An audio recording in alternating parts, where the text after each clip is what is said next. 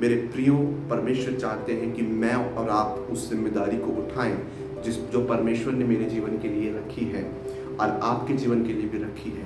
परमेश्वर आज आपसे भी ये बात कर रहे हैं और मुझसे भी ये बात कर रहे हैं कि जब तुम इस उलझन में पड़ चुके हो कि परमेश्वर तुम्हें कैसे इस्तेमाल करेगा, कब इस्तेमाल करेगा, किस तरह इस्तेमाल करेगा, परमेश्वर हर उस एक व्यक्ति से आज इस वचन के द्वारा बात कर रहे हैं कि उठ, कमर बांध और दृढ़ हो जा, क्योंकि तुझे इस इजरायलियों को यरदन के पार लेकर उस देश की ओर जाना है जो मैंने तेरे पूर्वजों से शपथ खाई थी।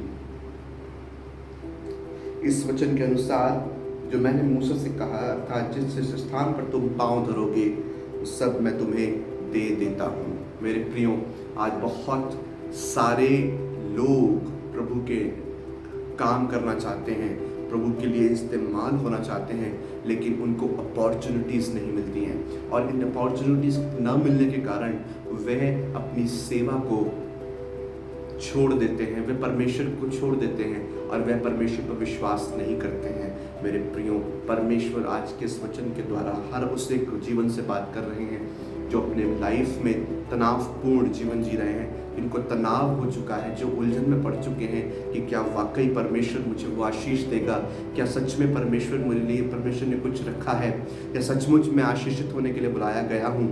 मेरे प्रियो, परमेश्वर ने अपने वचन में कहा है कि जिस जिस स्थान पे तुम पांव धरोगे वो सब मैं तुम्हें दे दूंगा।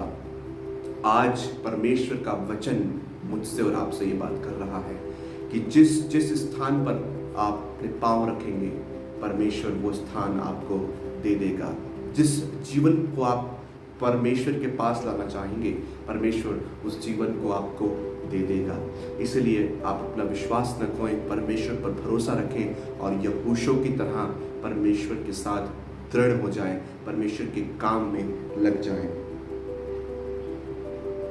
एक बहुत सुंदर बात जो परमेश्वर हर जवान से आज करना चाह रहे हैं।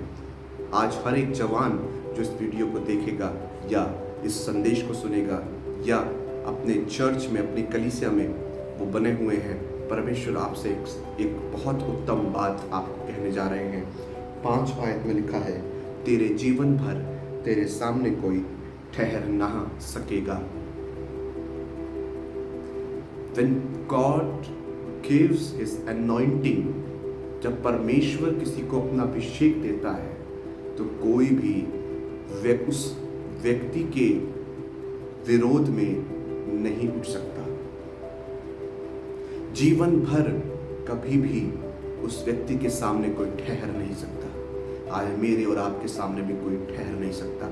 अगर परमेश्वर ने मेरा अभिषेक किया है कि मैं बीमारों को चंगा करूं, परमेश्वर ने मेरा अभिषेक किया है कि मैं सुसमाचार लोगों को सुनाऊं, परमेश्वर ने मेरा अभिषेक किया है कि मैं लोगों को शांति दूं, तो कोई मेरे सामने ठहर नहीं सकेगा।